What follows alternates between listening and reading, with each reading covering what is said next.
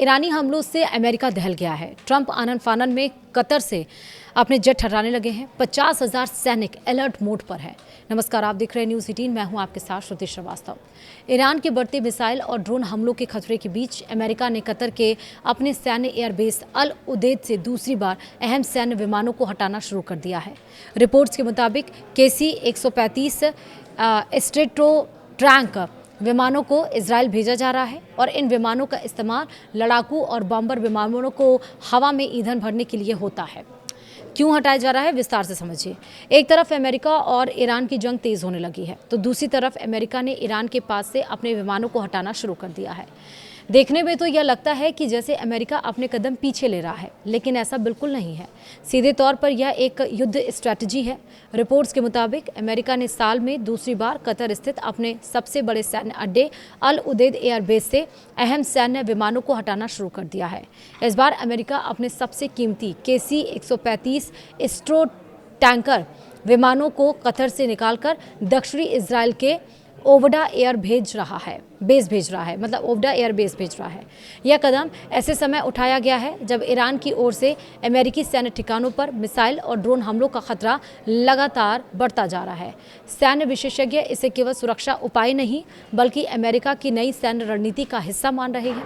इससे पहले खबर आई थी कि अमेरिकी सेंट्रल कमांड यानी कि सेंटकॉम ने कहा कि पश्चिम एशिया में तैनात 50,000 से ज़्यादा अमेरिकी सैनिक पूरी तरह से सतर्क हैं। अमेरिकी सेना ने ईरान पर हमलों का एक और दौर पूरा कर लिया है। फ्लाइट ट्रैकिंग डाटा और सैटेलाइट तस्वीरों के मुताबिक जुलाई के मध्य से अल उदेद एयरबेस से दर्जनों KC-135 विमान उड़ान भर चुके हैं।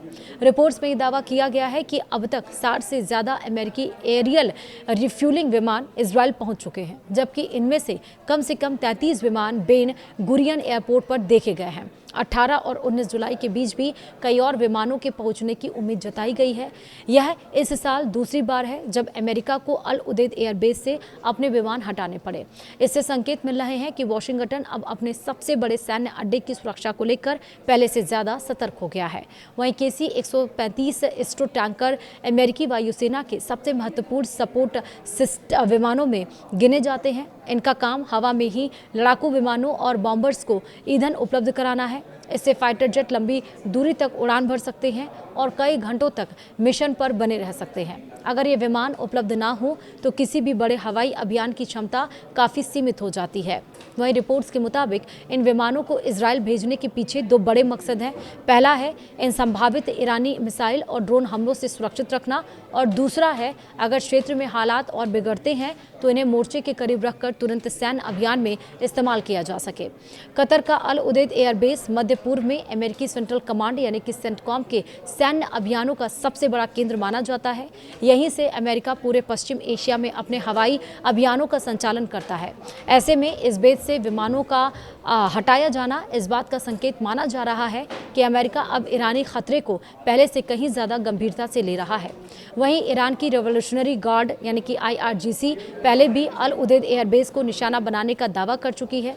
इसके अलावा 2025 में भी इस बेस पर बैलिस्टिक मिसाइल हमले की आशंकाएं जताई गई थी। ऐसे में अमेरिका का ताज़ा कदम बढ़ते तनाव के बीच एक बड़े रणनीतिक बदलाव के तौर पर देखा जा रहा है, और इसीलिए वहाँ से कतर से अपने जो सैन्य विमान है उसको अमेरिका ने हटाना शुरू कर दिया है। ये पूरी स्ट्रैटेजी के साथ है। फिलहाल इस वीडियो में इतना ही। नमस्कार।